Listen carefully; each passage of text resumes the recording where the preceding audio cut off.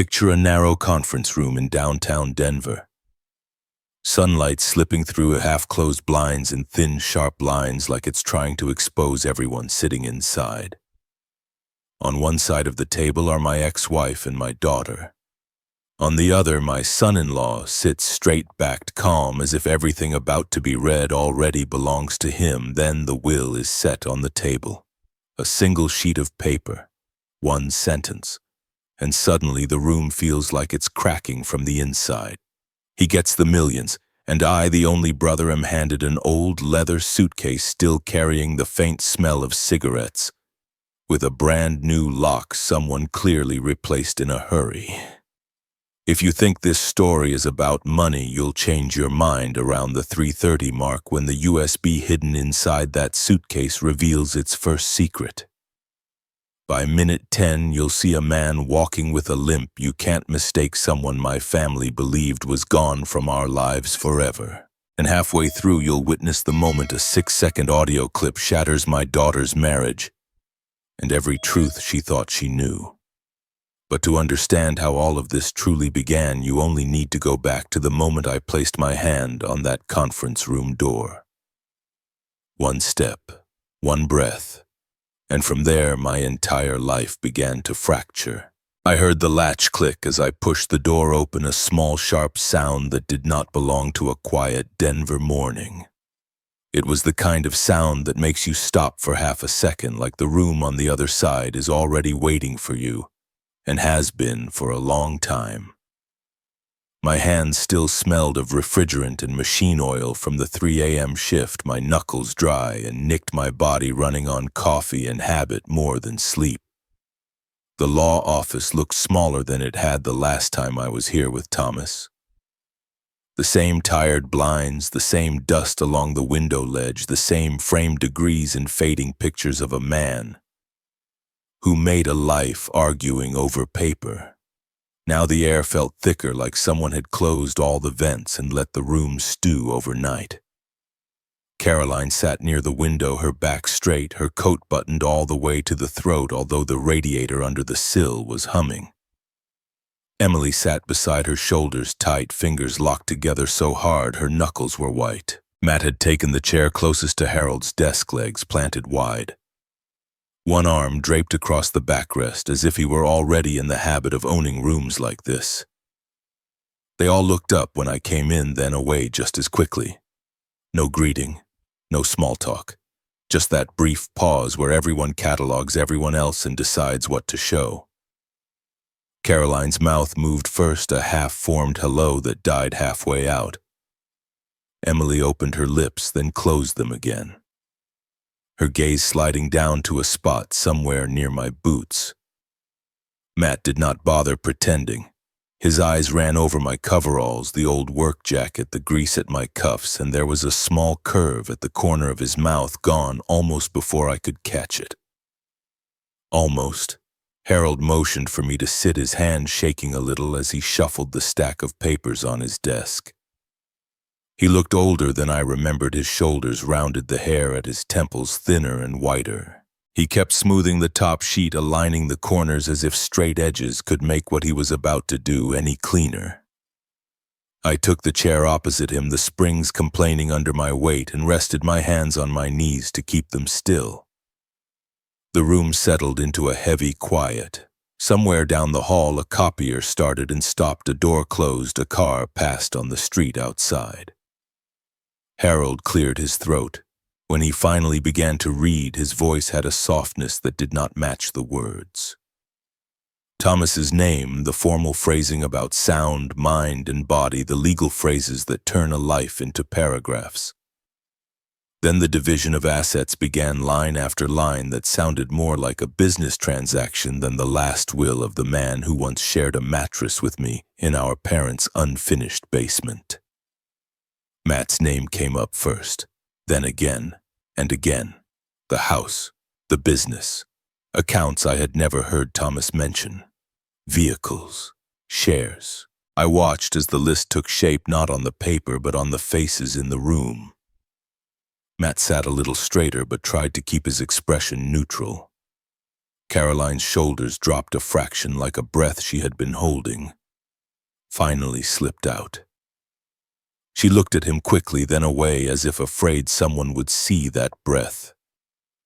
My name did not come until near the end.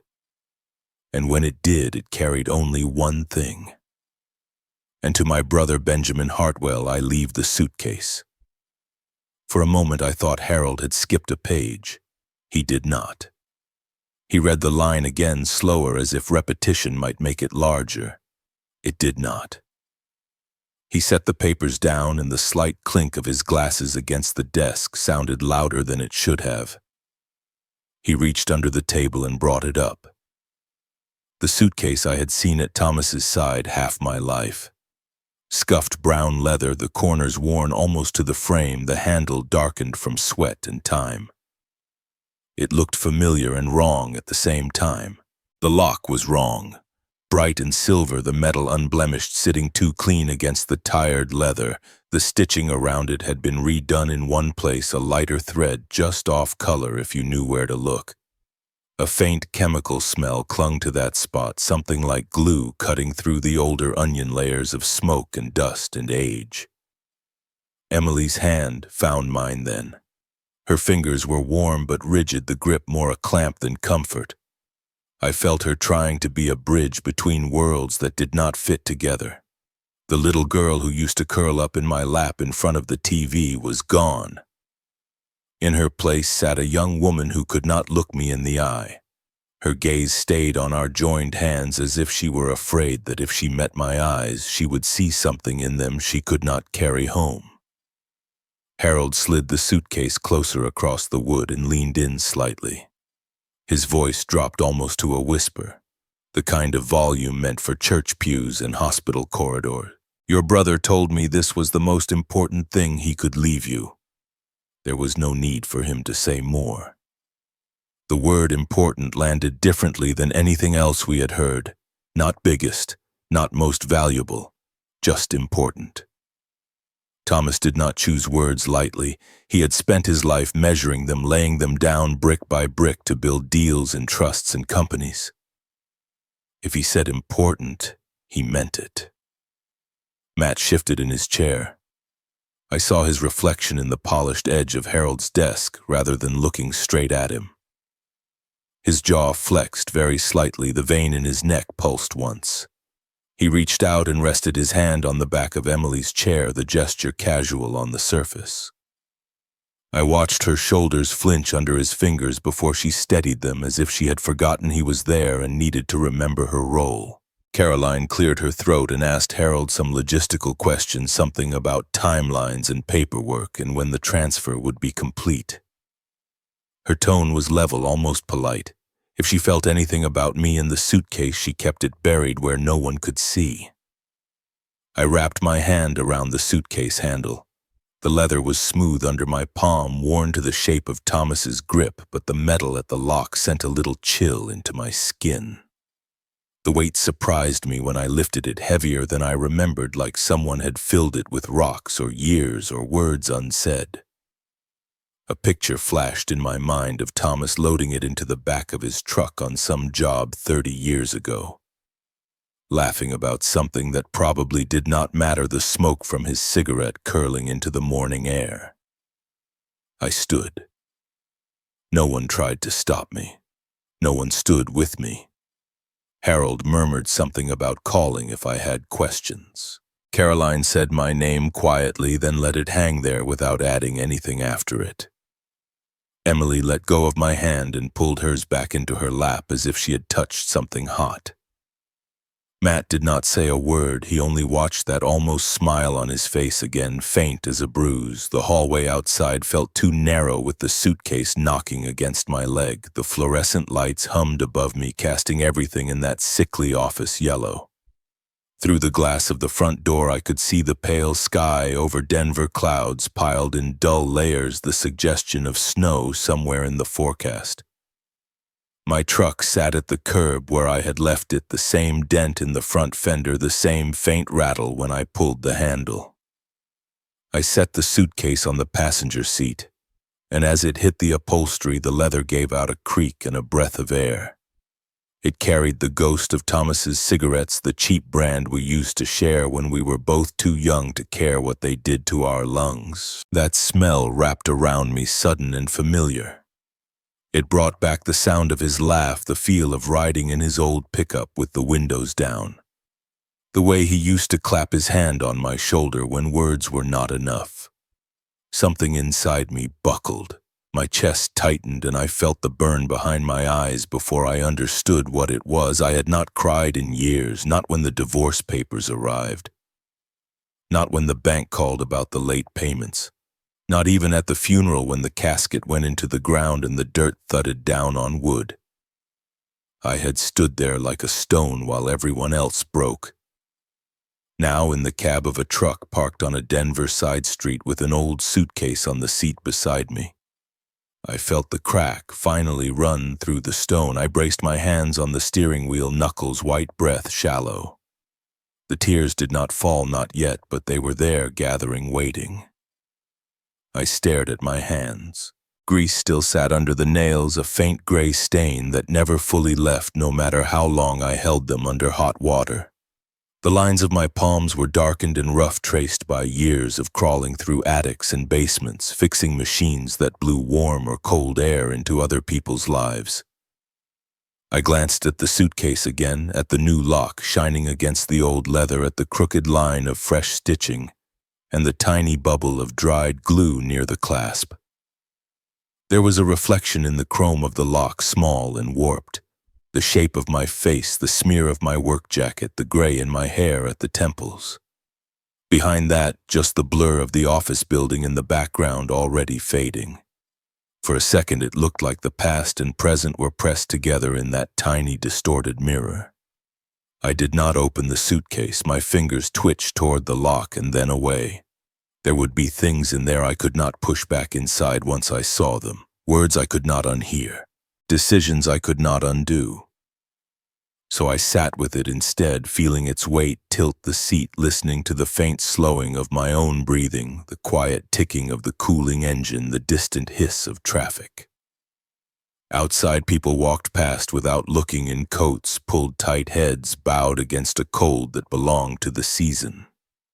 Inside the truck, another kind of cold sat between me and that suitcase, older and deeper. The kind that settles when families stop talking and let silence do the work. I kept my eyes on the lock, on that small, bright piece of metal that did not belong on something so worn, and let the quiet take over. For a long moment there was nothing else, just me, my rough hands, and that shining lock waiting. The lock kept catching my eye, a small, bright thing in the dim cab, like it did not belong there. I sat for another beat, listening to the soft ticking under the hood, feeling the weight of the suitcase on the seat beside me. Then I reached for it. The leather bent under my hand with a tired sound, the same creak it had made in rooms that no longer existed, and that was enough to pull me out of the truck. The cold hit me as soon as I opened the door, a flat Denver chill that slipped under my jacket and settled between my shoulder blades. I carried the suitcase up the short path to the house, my boots knocking lightly against the concrete steps. Inside, the air felt still, as if the place had been holding a breath since I left that morning. I put the suitcase on the kitchen table. Afternoon light leaked through the blinds in thin, pale stripes, dust hanging in the beams like something caught halfway between falling and floating. On this table I had eaten dinners, filled out bills, lost sleep over numbers that did not add up. Now the suitcase sat in the middle of it all, quiet and heavy and wrong. The lock glinted again. It did not have the dull softness of the leather or the rounded wear of the handle. It was sharp and bright, the edges too clean. Up close I could see the tiny scratches around it, the uneven line of newer thread where someone had cut into the case and sewn it back together. A faint smell of glue still lingered there, sharper than the older scent of smoke and dry paper. My thumb rested on the latch. I waited for some kind of feeling to tell me this was a mistake. Nothing came. just the buzzing hum of the refrigerator and a distant car passing outside. So I pressed down. The lock gave with a soft click, easy as if it had been opened often. The lid lifted slower than I expected, the hinges stiff from age. Inside on top was a folded sheet of paper with my name at the top in Thomas's hurried hand. Beneath it a thick folder whose edges were curled and tired, and at the bottom a small metal key. It was worn smooth in places, but the engraving on it was clear. The numbers 1942. The metal felt cold even in my warm hand. I picked up the letter. The pen had dug into the paper in spots, the ink darker where he must have pressed too hard. My eyes followed the lines, hearing his voice without wanting to. Ben, there are things you need to know. Matt is not who you think. My death was not entirely natural. The kitchen slipped a little out of focus, the floor under the chair, the cabinets along the wall, the smudge on the refrigerator door, all of it pulled back as if I were seeing it through a window from down the street. I read the sentence again, slower this time, tracing the words with my eyes instead of my mind. Not natural. The phrase sat heavy in my chest, heavier than the suitcase, heavier than the truck, heavier than the dirt that had fallen onto the lid of his coffin. I forced my eyes to keep going. The last lines were shorter, as if he had run out of space or strength. The accident from '96. You were never the one behind the wheel. Something inside me let go. My hand opened and the letter slid from my fingers, brushing my knee on its way to the floor. The edge of the table dug into my hip as my legs went weak. I grabbed for the nearest chair, but it skidded away, scraping against the tile. I ended up on my knees, then sitting the cold of the floor, bleeding straight up into my bones. My heart pounded so hard it felt like it might crack my ribs.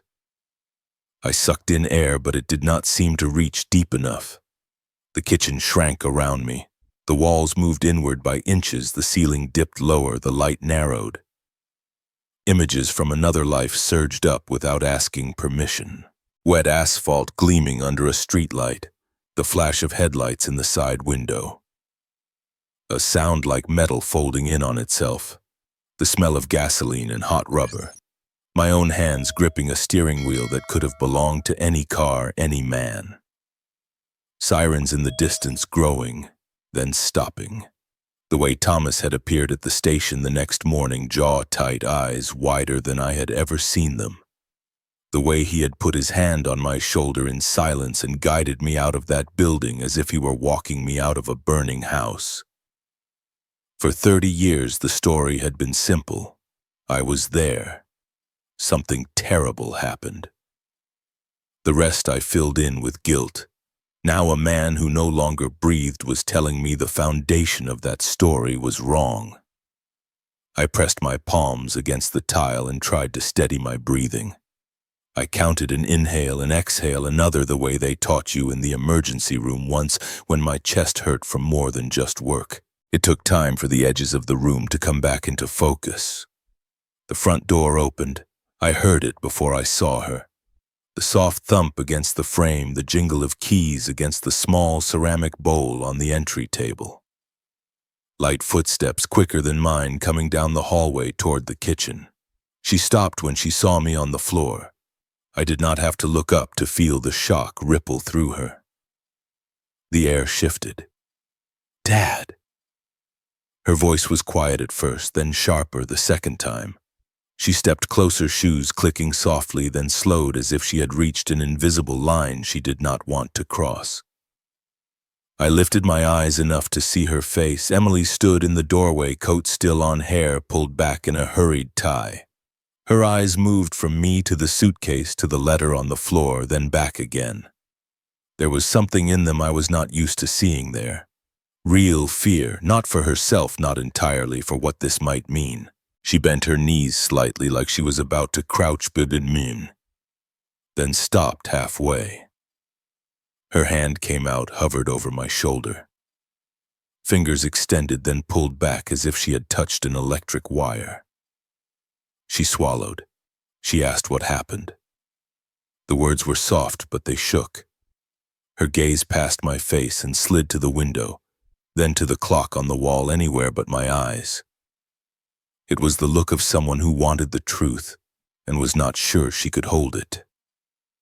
I tried to answer. My mouth moved, but the first sound that came out was rough, nothing like speech. I reached for the letter instead, lifting it from the floor and holding it up just enough for her to see the familiar handwriting. Her eyes flicked down, widened, then flicked away again, as if even the sight of his name on paper carried a weight she was not prepared for. For a second I thought about reaching for my phone on the table, calling someone, anyone, Harold, an old friend from the job, even a number I still kept saved under Thomas. My hand slid across the wood until my fingers brushed the edge of the device. I saw my own reflection in the dark screen, small and tired. I lifted it an inch, then put it back down. I did not know what to say. There are some sentences a man has to learn to say to himself before he calls another soul.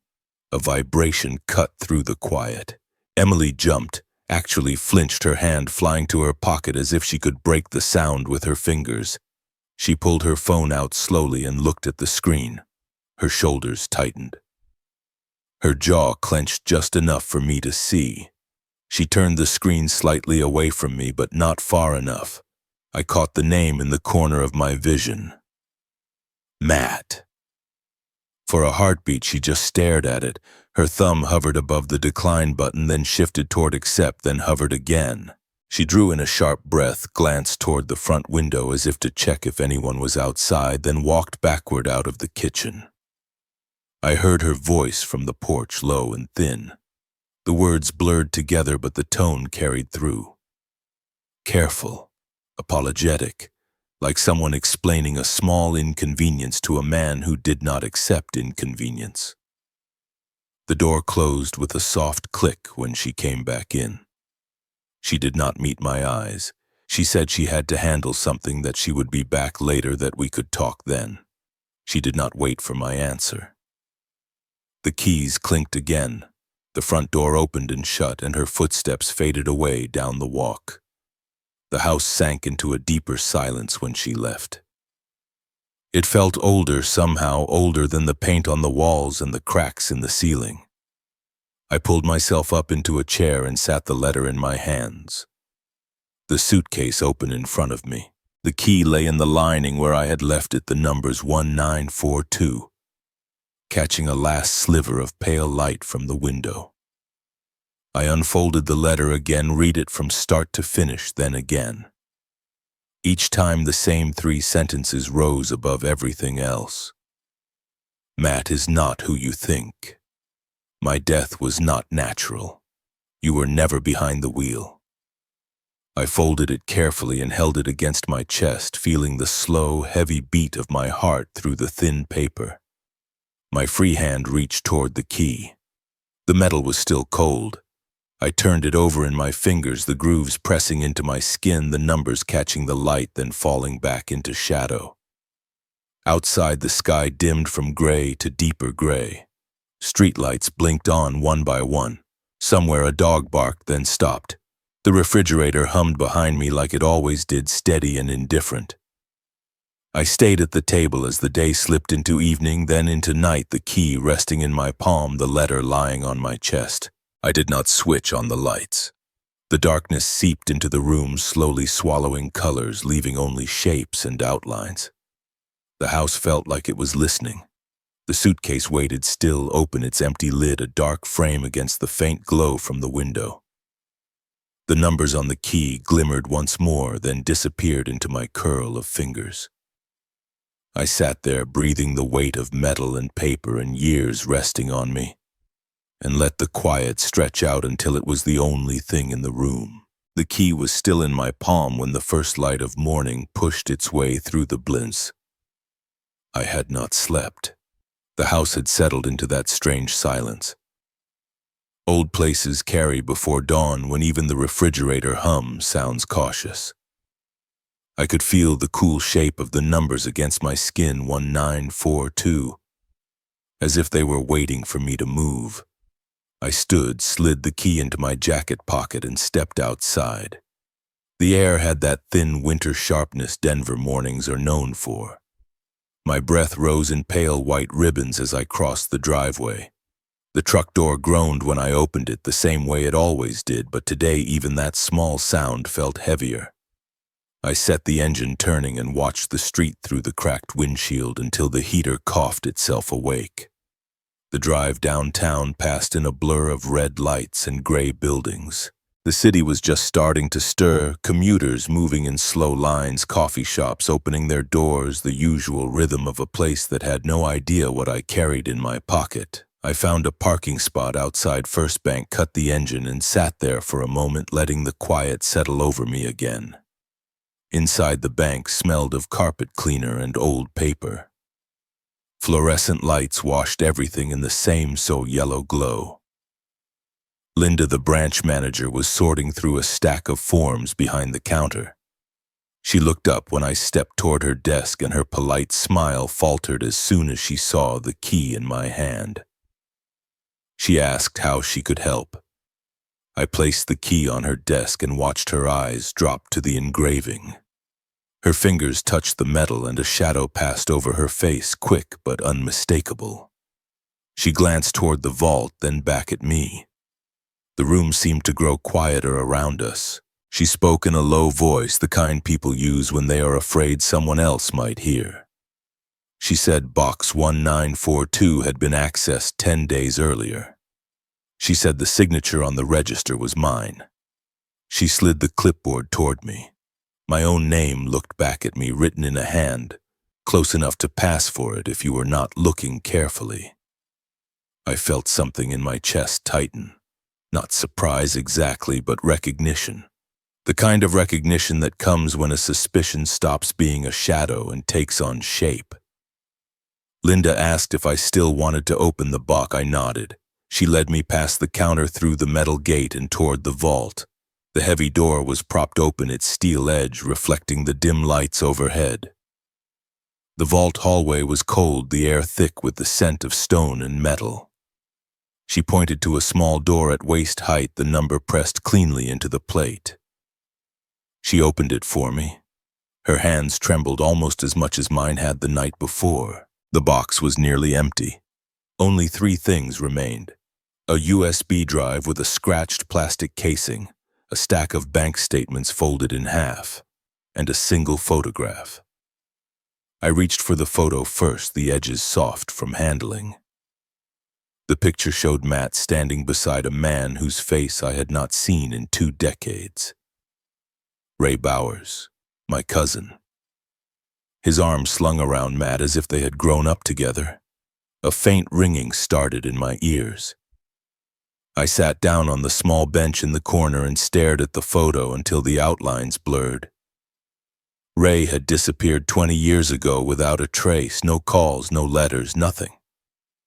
Yet here he was beside the man my daughter married. Linda shifted her weight like she wanted to say something but did not know if she should. I nodded toward the USB and asked if I could use a computer in private. She led me to a small office at the back of the branch and closed the door behind me. The computer hummed to life. I plugged in the USB. For a moment, nothing happened. Then a video file appeared on the screen. When I clicked it, the image flickered, then steadied. Thomas filled the frame. His face was red with anger, the tendons in his neck pulled tight. Matt stood on the other side of the room, arms crossed, expression flat as stone. The audio crackled, then sharpened enough for me to hear my brother's voice, raw and strained. "If you lay a hand on my brother again, I will bring everything into the light." His words hit me harder than I expected. I replayed them. Then again, the tone, the fury, the certainty. I did not know what shook me more, the threat in Thomas's voice or the fact that he said again. The video cut out abruptly. The screen went black. I leaned back in the chair, my breath uneven, the silence pressing in from all sides. I stepped out of the office. Linda waited near the printer, her expression tight. She handed me a sheet of paper. The security footage from 10 days ago. grainy but clear enough to show a man walking down the hallway toward the vault. His posture pulled forward slightly, his shoulders uneven, and the limp. A left leg dragging half an inch behind the other. Ray had walked with that limp since high school. I stared at the image until my eyes blurred. The edges of the paper dug into my fingers. Linda asked if I was all right. I told her I would be. I thanked her and left. Outside, the wind pushed cold air across the street, ruffling the edges of the printout in my hand. I made my way back to the truck, the photograph of Ray and Matt tucked into my jacket. When I dropped into the driver's seat, the cab felt smaller than before, as if the walls were pressing inward. I held the photograph up to the window. Sunlight passed through it, turning the faces into pale outlines. Ray's smile looked forced.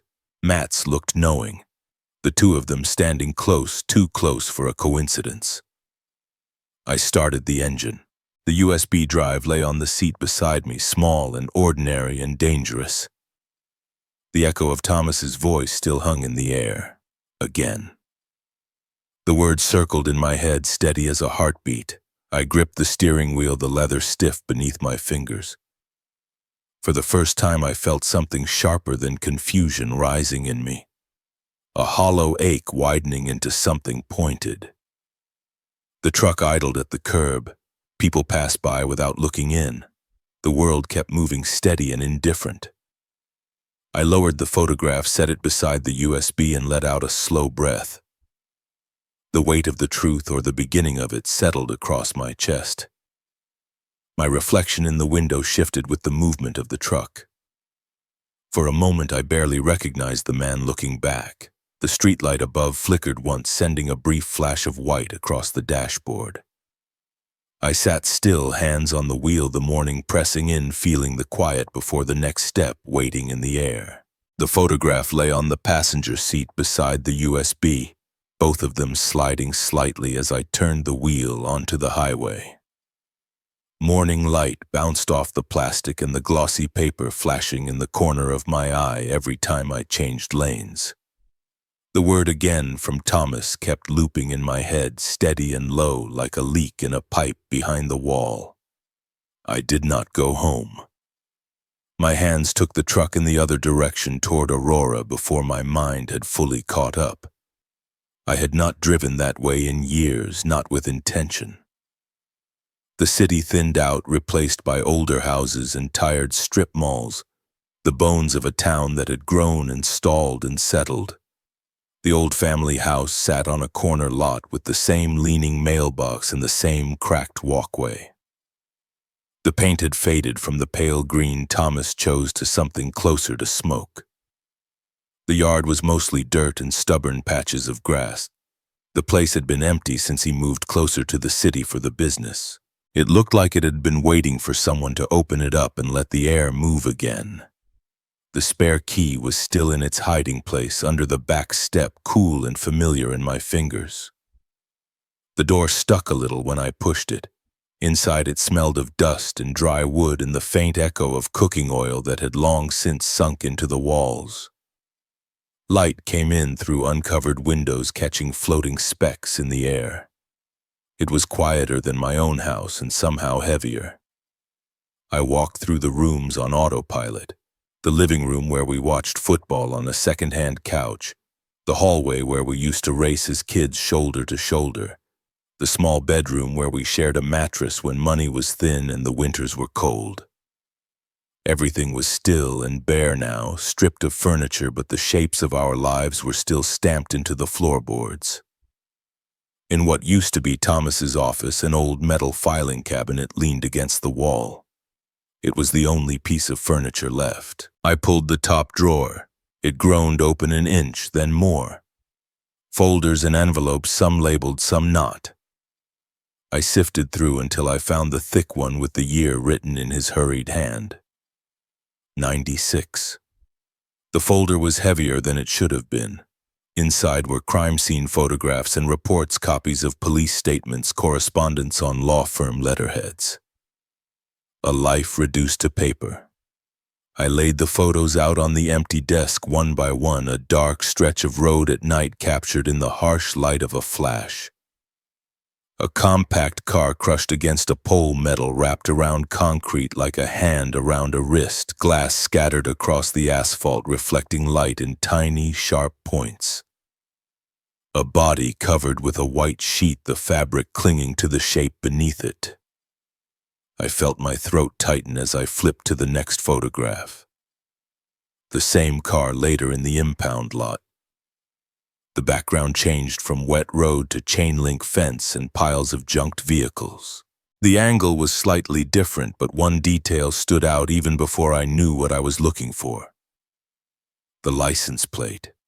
In one picture, the numbers read one way. In the other, they were different.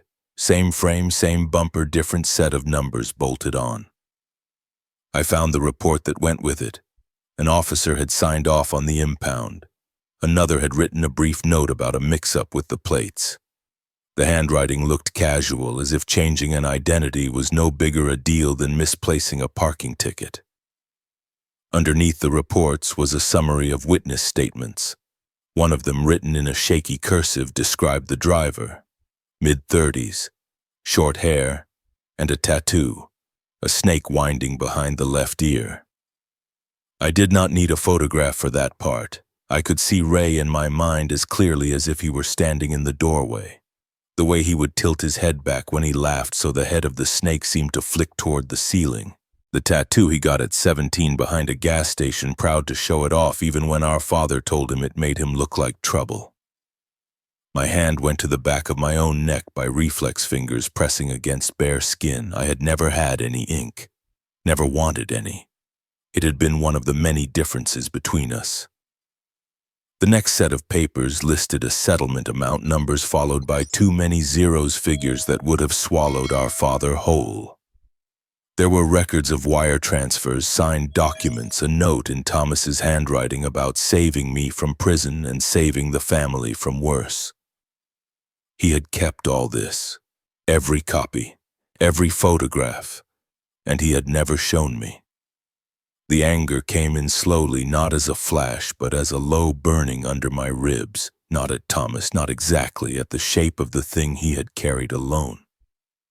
At the way it had bent my life, and I had never known where the bend started. I gathered the documents back into the folder with careful hands and closed the drawer.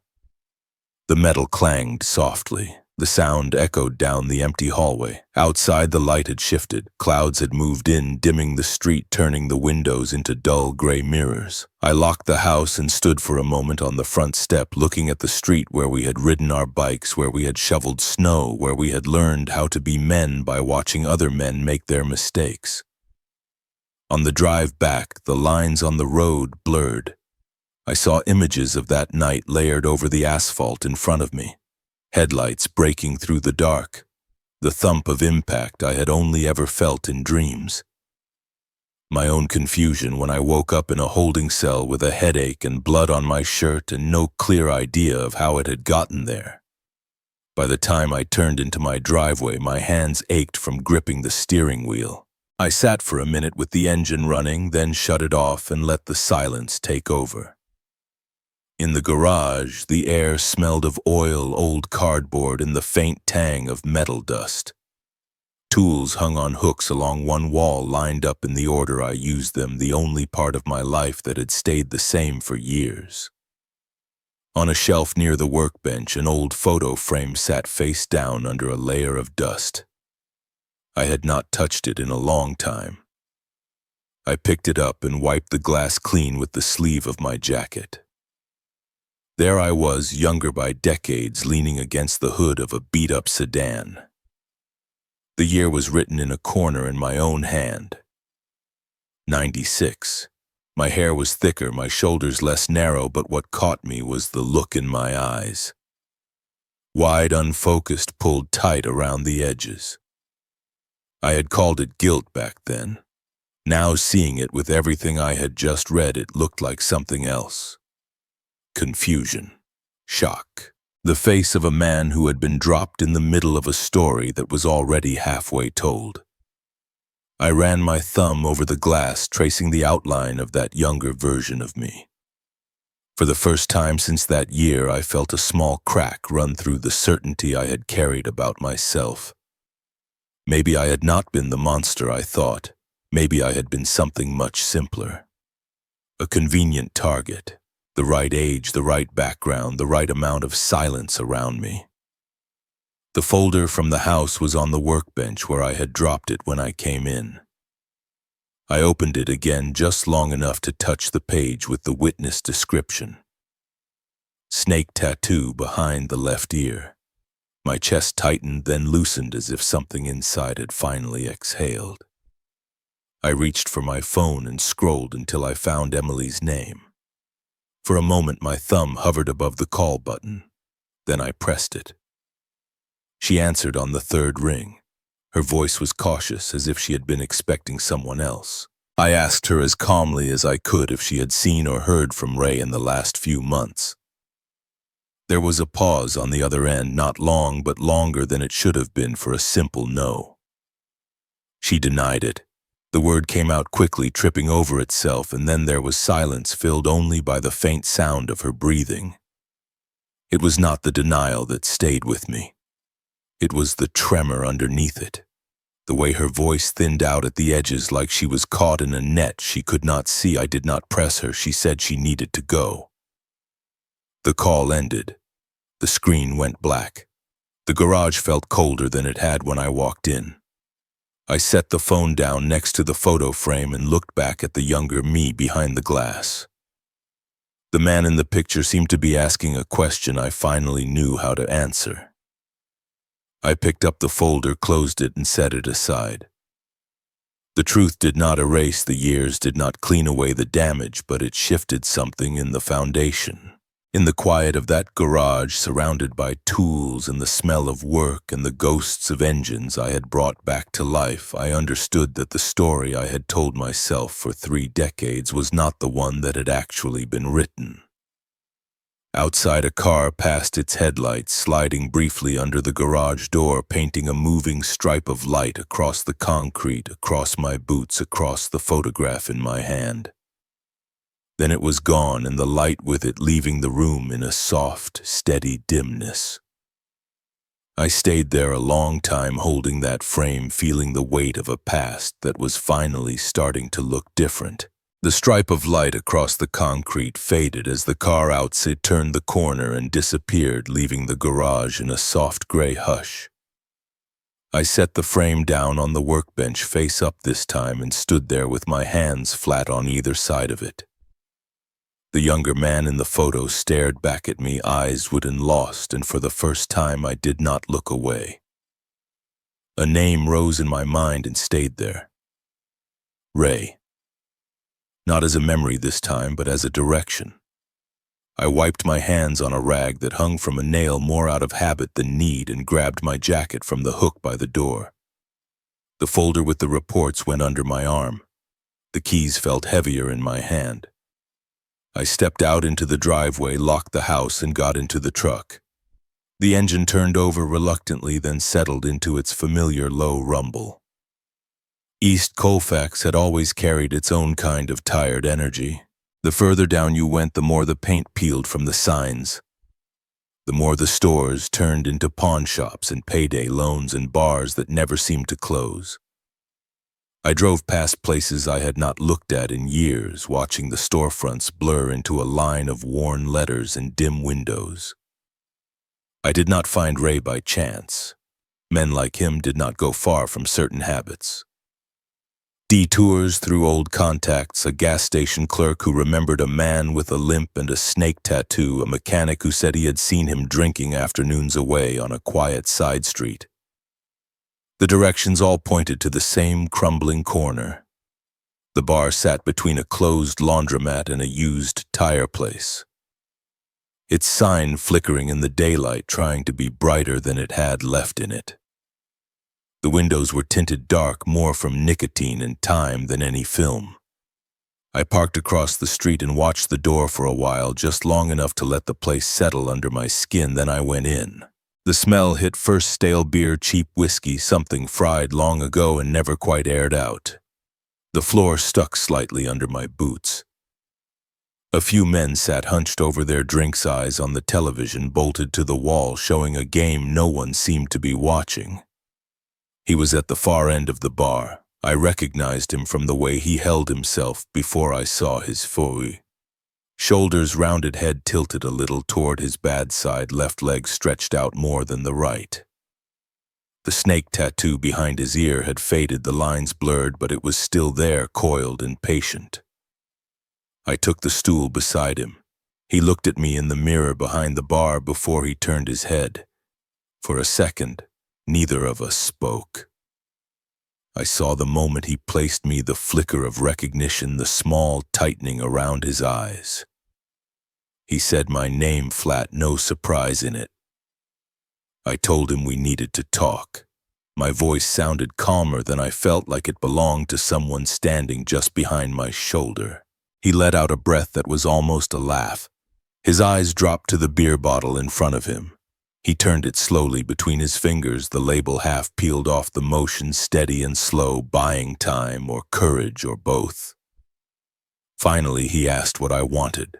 I told him about the key in my pocket, about the box at First Bank, about his limp on the security footage 10 days earlier. I did not raise my voice. I lined up the facts one after another, the way you set tools on a bench before you start working, making sure each one is where you think it is. His jaw worked as I spoke, the muscles clenching and unclenching. He did not deny being there. He just asked what was left in the box. I told him the USB, the statements. The photograph of him and Matt shoulder to shoulder. That got a reaction. A twitch in his eyelid, a quick swallow. He took a drink, wiped his mouth with the back of his hand, and stared straight ahead at the mirror, not at me. He said he had not gone there for me.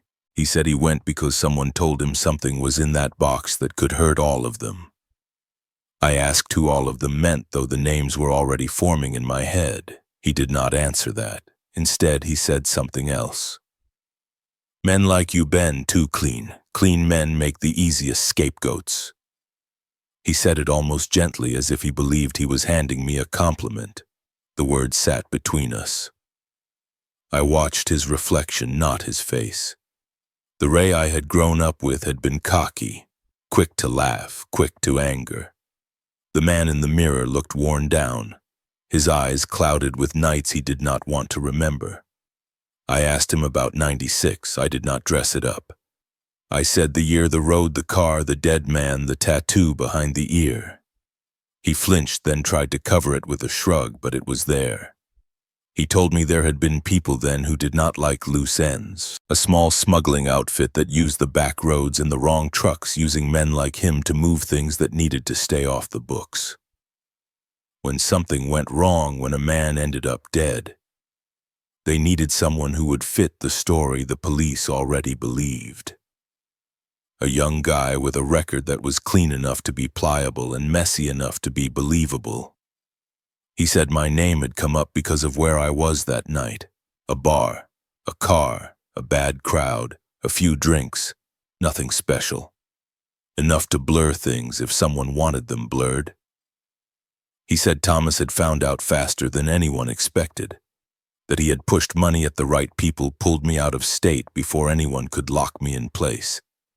He said Thomas had taken the mess and folded it into his own life, paying the settlement, shouldering the blame in paperwork instead of prison bars, making sure I walked away without ever knowing exactly what had almost closed around me. I sat there and listened, the noise of the bar fading into a low background hum.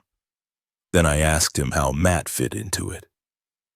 At that, Ray let out a breath through his nose that could have been a laugh if there had been any humor left in him. He said Matt had come much later, when Thomas's business started touching the edges of the same world, when money needed to move in quieter ways. He said Matt had a talent for numbers and for seeing where bodies were buried, even if they were only on paper. He said Matt had found records or whispers or both about 96. He had realized there was a story Thomas would do anything to keep buried. A brother saved. Laws bent, money moved, a smudge on an otherwise clean file. He said Matt had used that. One more lever to press when he wanted something, one more shadow to cast when Thomas stood in his way. The bartender walked past and dropped another beer in front of Ray without asking. Ray did not touch it.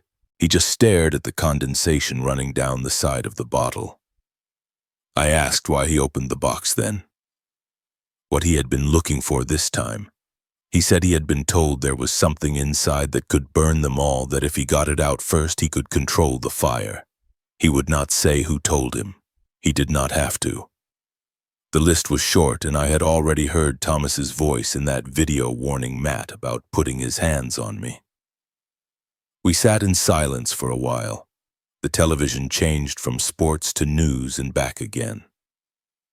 A man laughed too loud at something down the bar, then coughed. Somewhere a glass clinked against another glass. Ray finally looked at me straight on. There was no bravado left, only a kind of tired acceptance. He said I should let it lie.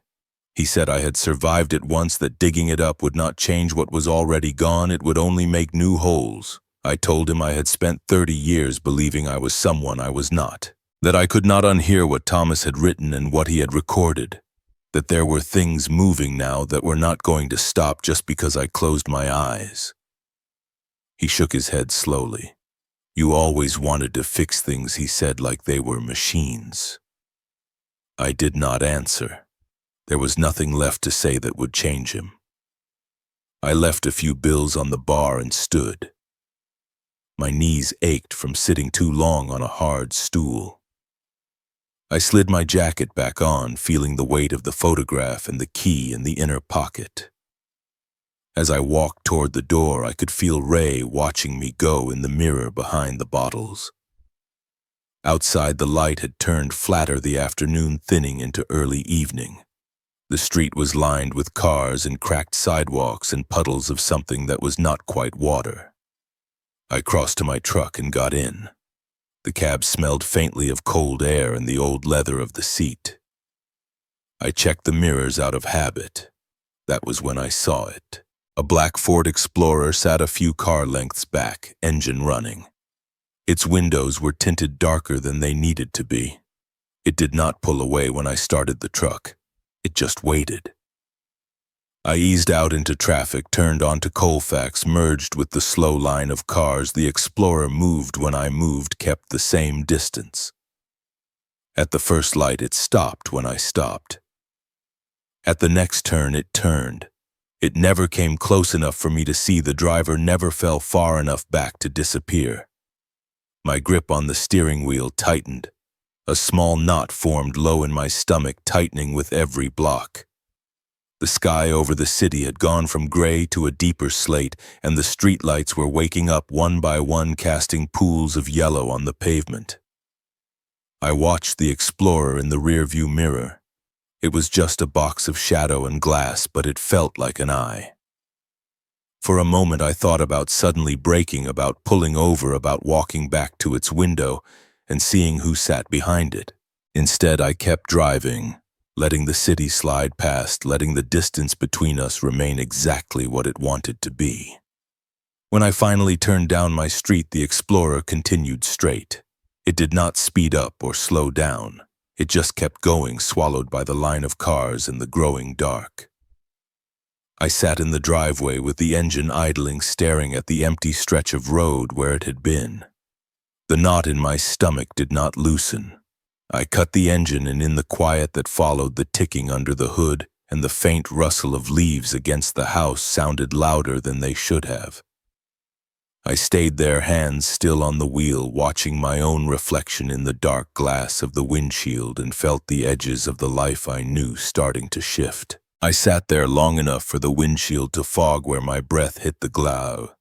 The steering wheel felt warm under my hands, then slowly cooled as the engine ticks faded. The street outside did not move. Somewhere down the block, a dog barked once and fell slunt. When I finally went inside, the house greeted me with the same quiet it always did. I did not stay. I grabbed the folder from the workbench, slipped the photograph of Ray and Matt inside, and put the USB in my pocket next to the safe deposit key. There was one more person in this circle who owed me answers. Frank Delgado kept his office above a strip of shops near the freeway in a building that smelled of old carpet and takeout food. The sign on the door downstairs said investigations in peeling letters. The stairway creaked under my boots as I climbed. His door was half open. A television murmured somewhere inside low news chatter. I knocked anyway. The door swung wider. Frank sat behind a scarred desk, a takeout box pushed to one side, a small front turning lazily on a filing cabinet. He looked up with the eyes of a man who was used to seeing bad news walk in. He said my name like a question. I stepped in and closed the door. The click of the latch sounded louder than it should have in that small room. I walked up to his desk and laid the folder down, then the printed still from the bank camera, then the photo from the safe deposit box. I told him I knew he worked for Matt. I told him I knew Ray had opened box 1942 using my name and that there was video to prove it. I told him obstructing an investigation was not something men like him walked away from easily. I did not raise my voice. I let the words settle on the desk between us, as solid as the paper they wrote in on. He leaned back in his chair, the metal groaning under his weight. His eyes moved from the security still to the photograph of Ray and Matt, then to my face. The shift in his expression was small but clear. A man weighing his options and not liking any of them. He said Matt had told him it was a simple job. Keep an eye on me. See where I went, who I talked to, make sure nothing from 96 crawled back out of its grave. Frank shrugged when he said it, but the gesture did not take the edge off the words. I asked how long. He said a year, maybe a little more. Enough time to know my routine better than some of the people in my life ever had. When I woke, when I worked, when I came home, how often I sat in the truck before going inside. He tried to say it was nothing personal, that it was just a job, that men like me, men who kept their heads down and their mouths shut, were easy to follow. I told him if he kept holding back, the next person he would be talking to about it would not be me. It would be someone with a badge and a clipboard who did not care how he justified his invoices. He watched me for a long moment, weighing what he thought I was capable of. Then he reached into a drawer and pulled out a small recorder. Plastic scuffed grease from his fingers in the grooves. He set it on the desk like he was placing an offering. He said Ray had been sloppy the last time they met, that he had been talking too loud in a booth at the back of a bar, convinced no one could hear him over the music and the clatter. Frank had planted the recorder under the table before Ray arrived. Old habits. He pressed play. The voice that came out was Ray's, at first low, and hurried words tumbling over each other. Talking about that night, the road, the deal gone wrong, how close it had all come to snapping shut around me. Then another voice answering, colder. Matt, calm where Ray was nervous, steady where Ray shook. If Ben ever learns what really happened that night, we are all finished. Hearing my name from Matt's mouth while I sat in that office made my skin crawl. Hearing the word "we" after it made my chest feel hollow. I let the recorder run until the end, until the scrape of a chair and the dull clink of glasses signaled the meeting's close. Frank stopped the tape and slid the recorder across the desk toward me. He did not meet my eyes. I picked it up. The weight of it was nothing but my hand. Felt heavier, holding it. I told him if there was anything else, any other recordings or notes, he needed to hand them over now. He swore there was not. I left with the recorder in one pocket and the USB in the other, both swollen hard and hot against my leg. By the time I got home, the sun was dropping, taking the color out of the sky. I went straight to the garage. The familiar smells met me at the door, oil and cold metal and the faint trace of sawdust. I flicked on the bare bulb overhead, its light stark and yellow. The workbench became my table again. I set the recorder down next to an old radio that had not worked right in years. I hooked the USB up to a small laptop I kept out there for manuals and parts orders. Then I pressed play on the recorder and the video file in turn, letting the sounds overlap in my head. Thomas's anger, Ray's fear, Matt's steady, careful tone. I did not hear the door from the house open over all that. I did not hear her footsteps until she was already halfway into the garage. "Dad." Emily's voice cut through the layers of sound like someone turning off a machine. I paused the video, but the recorder was still running. Matt's voice came out of it in a short burst, as clear as if he were standing next to us. My name again wrapped in his, her body froze in the doorway.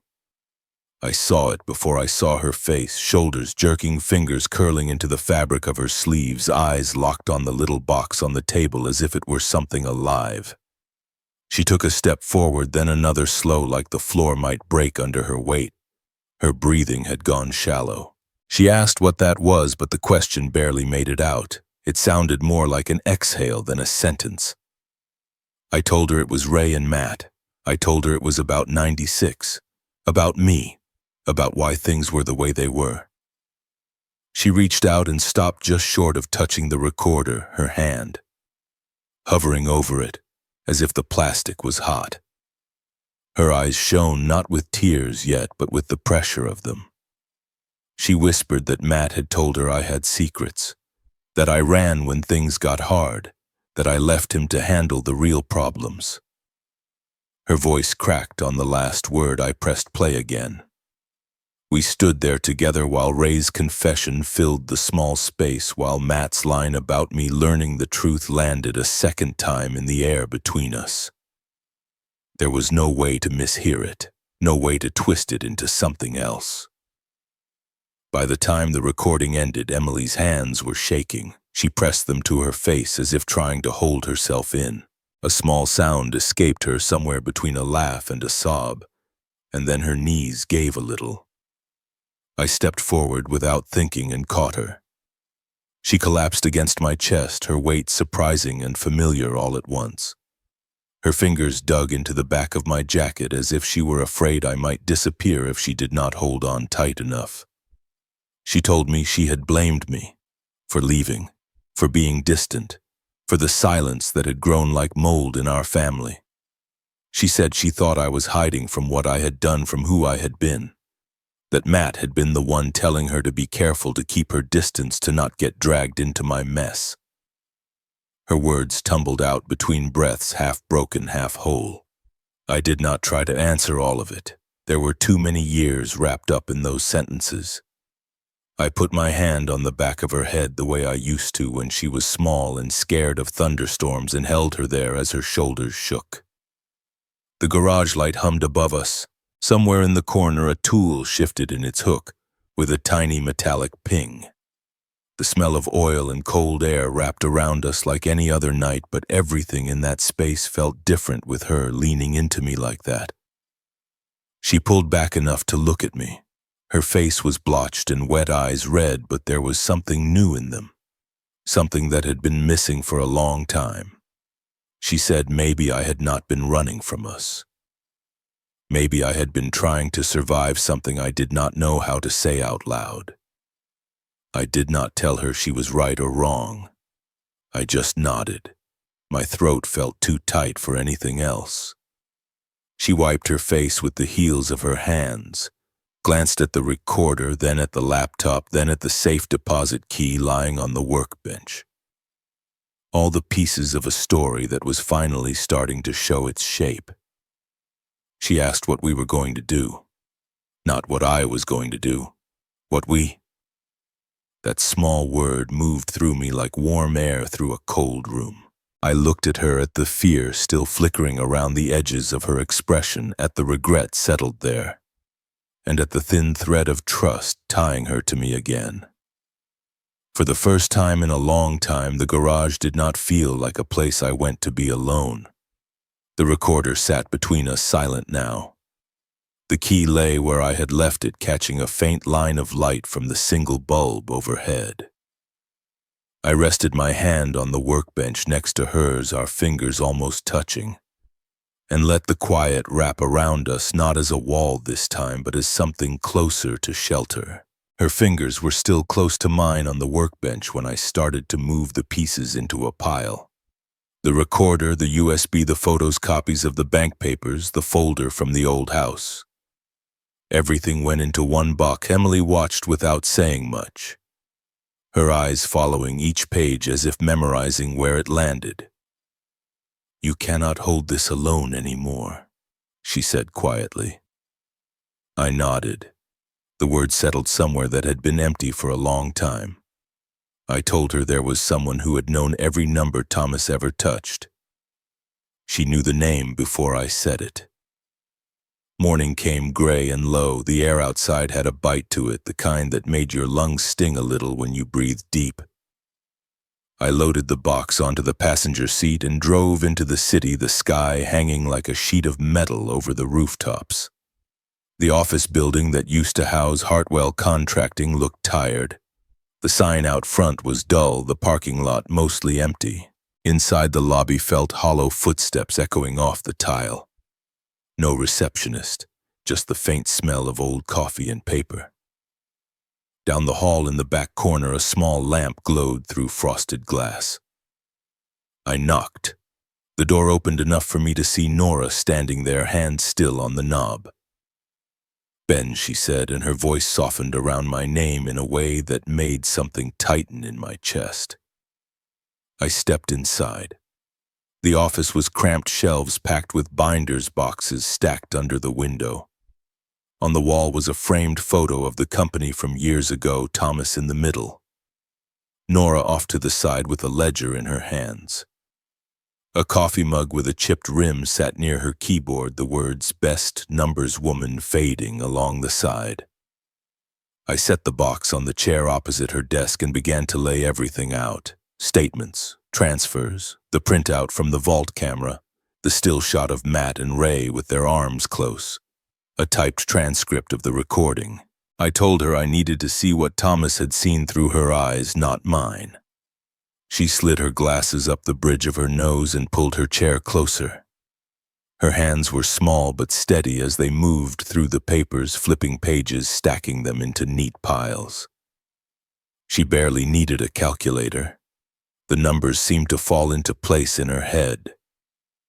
She pulled a set of records aside, then another and another, forming 3 separate stacks. Operating account, reserve funds, community programs. Her pen tapped lightly on the last one. "This is where he started to worry," she said. She pointed to a series of withdrawals, small amounts always just below the kind that would flee automatically. Drawn over months, then redirected into an account named for a foundation in Caroline's name. "Caroline never sat in that chair," Nora added, nodding toward the guest seat. "Never signed in front of me. Matt did, with papers he said she had already agreed to." Her jaw tightened on the last words. From the charity fund, the money went out again. More small pieces sent to names that did not match any vendors Nora recognized.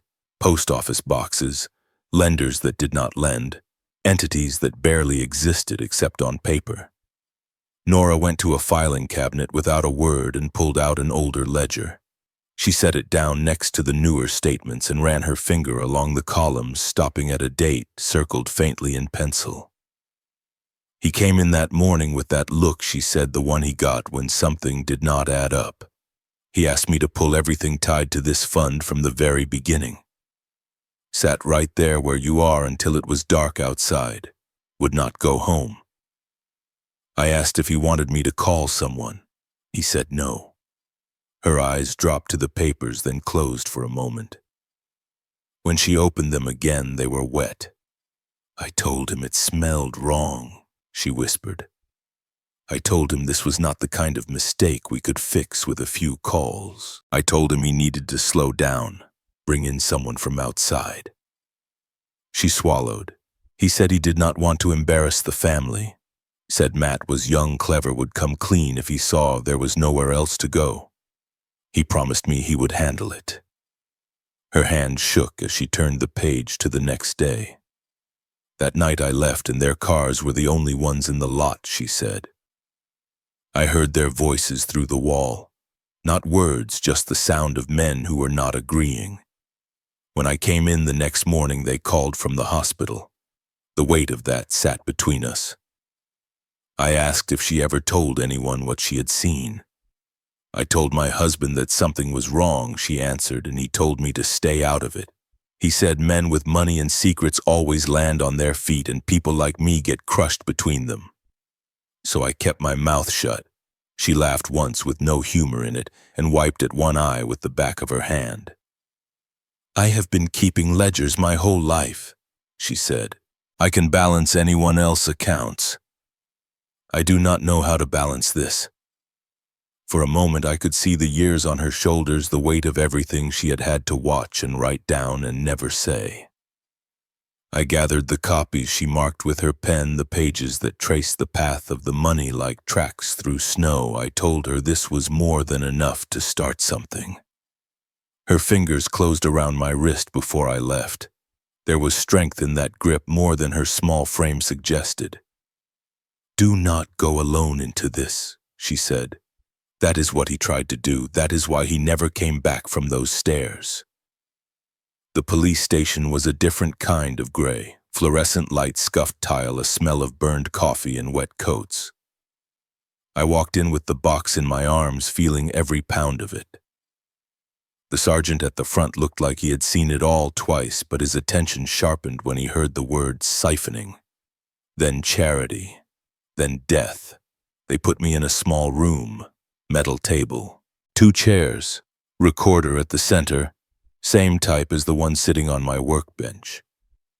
I unpacked the evidence again, each piece making a small sound as it hit the surface. Paper on metal. Plastic on paper. A younger detective came in, tie, slightly crooked, pen ready. He listened. He read. He ran a hand through his hair as he went page by page. This is serious, he said, more than once. He said he needed to log it properly, get a supervisor. He scooped the files back into the box and stepped out, leaving me with the empty table and the soft buzz of the overhead light. That was when I heard the familiar voice in the hallway.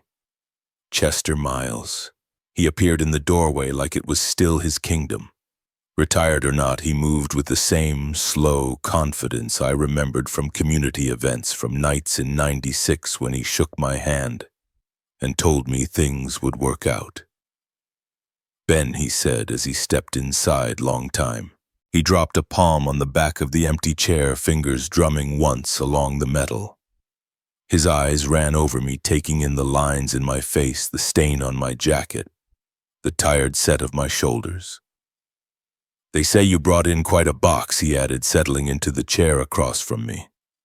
I told him what it held, or most of it, the charity accounts, the transfers, Nora's notes, the tape of Ray and Matt, the will, the fall. He listened, nodding in the right places, eyes never leaving my face. When I mentioned the charity fund, something in his gaze flickered quick like a light catching on glass, then went flat again. You know, he said, there are plenty of businesses in this county that run money through good causes, keeps the tax man happy. Gives folks something nice to clap for at dinners. Does not always mean there is a crime. His tone was easy, but his thumb moved along the edge of one of the folders back and forth, smoothing a corner that did not need smoothing. I told him Nora had traced the pattern, told him about Thomas confronting Matt the night before he died. Told him it was too much to be neat coincidence. He smiled, but it was all in his mouth, none of it in his eyes. You still live out on Redwood, right? He asked, casual. House with the big maple in front. He had never been to my place, not once. The way he said it, like he had driven past more than a few times, sat in a car and watched the yard, made the thin hairs on my neck rise. Good street, he went on when I did not answer. Quiet, not a lot of trouble out there. Nice spot for a man who wants to be left alone. He pushed the folder back toward the stack with 2 fingers and stood up. "Let us do what we do here," he said, already half turned away. "These things take time. Paper has to move through the right hands. You know how it is." I watched him leave a slight limp in his step I had never noticed when he was younger. The door closed behind him with a soft click. The room felt smaller. When I walked out through the lobby a few minutes later, the box was gone, taken into the back. Filed, logged, or buried. There was no way to know which yet. The December air outside hit harder after the stale station air. I stood on the sidewalk for a moment, drawing in lungfuls of cold until my chest hurt. I found myself driving without a clear plan, letting my hands choose the turns. The sky was the color of steel clouds pressed low. After a while, the streets grew more familiar. Aurora again.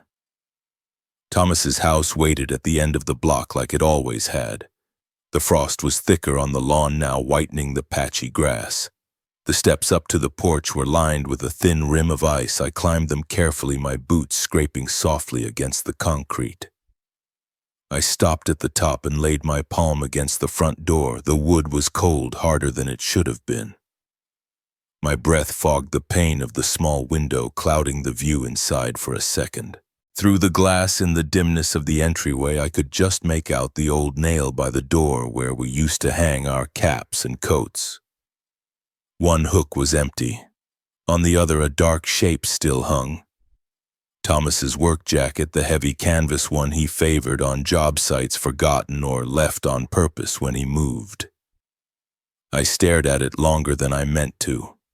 The shoulder sagged the way it used to on him when he came home late, pockets full of receipts and notes. My fingers pressed a little harder into the door. The cold seeped through my skin into bone. The street behind me was silent. The sky above held its breath. The jacket inside did not move. I lowered my hand, leaving a faint print on the wood, and let the stillness settle around me, knowing something had shifted that would not shift back. The quiet around Thomas's doorway lingered with me as I walked back to my truck. The cold air held a weight I could not shake, as if the world itself had paused and was waiting for my next breath.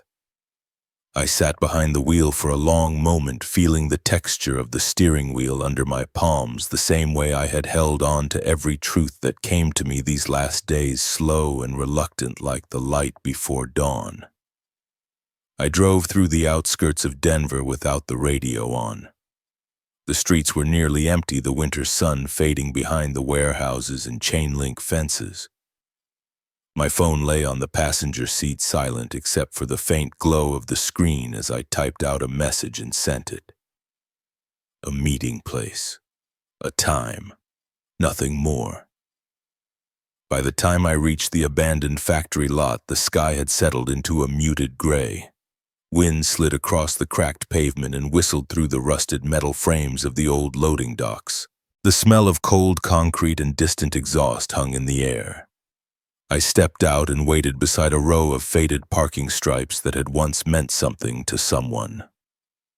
Matt arrived quietly, his headlights washed pale across the empty space before he parked and stepped into the open wind.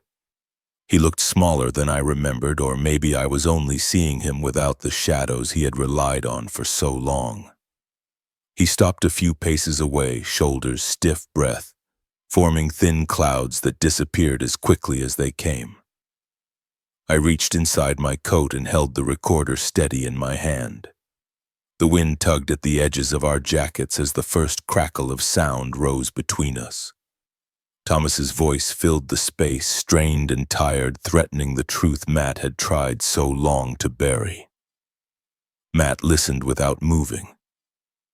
When his own voice surfaced sharp with anger and fear, he lowered his head as if someone had pressed a hand on the back of his neck. After the recording ended, the silence grew heavy. Matt's eyes drifted toward the ground, then toward me. His voice was softer than I had ever heard it. He said he never understood how Thomas could choose me over him, even after everything, even after the accident. He said there were nights he hated how my brother looked at me as if I were the one worth saving. I stood there without speaking, feeling the truth settle under my ribs. There was no victory in any of this, no sense of triumph. only the final shape of a story that had gone on too long, worn down by loyalty, fear, and all the things men keep quiet because they cannot bear to name them. Red and blue flashes touched the concrete before the sound of engines reached us. Police cruisers rolled through the gate, their lights moving across the rusted fences and broken glass. Matt did not run. He did not lift his hands in protest. He simply turned toward the officers and let them take his wrists, the metal cuffs clicking with a calm acceptance that felt older than any of us. Before they guided him into the car, he looked back at me once, not asking for forgiveness and not offering excuses. Only a long, tired understanding passed between us, the kind that comes when a man has nothing left to hide. Then the door closed and the lights pulled away, slipping into the dimming horizon. When I returned home, the house was unexpectedly warm. Emily stood in the kitchen with her sleeves rolled up, stirring something on the stove. The air smelled like butter and garlic and a faint hint of rosemary. She glanced at me. Her eyes still rimmed with a weariness that matched my own. But she smiled a small, steady smile, as if she had decided to let the light in again. We ate without many words, the kind of suns that feels like rebuilding instead of retreating. She reached out once, her fingers brushing the back of my hand. There was no apology spoken, no explanation demanded. Just a quiet agreement that we would start from here. Later in the garage, I set the suitcase on the workbench and opened it one last time. The lining felt loose under my fingertips. When I lifted it, a photograph slipped free and floated gently onto the concrete floor. I picked it up carefully. It was me and Thomas years ago, grease on our hands. Laughter caught in our faces, the kind of smile a man only wears when he is standing beside someone he trusts more than the world itself. I held the picture for a long time. The cold in the room felt softer now, as if something in it had finally exhaled. I placed the photo back into the suitcase and closed the lid, letting the latch rest quietly in place. I reached for the light switch. The bulb above me hummed once as the garage dimmed. For a moment there was only the faint smell of old tools and winter air. Then the dark settled gently around me, warm in a way I had not felt in years.